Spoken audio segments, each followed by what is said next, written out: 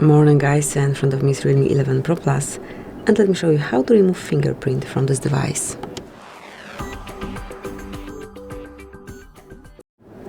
So at first open the settings, then from main settings list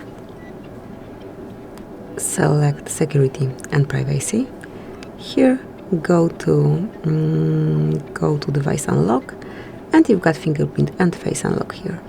Now open your fingerprint, provide pattern for pin code, whatever you use, and now write next to your finger, either if the name is finger 1, 2 or whatever, or you've got the personalized name, just tap on more icon right next to it, tap on delete and confirm.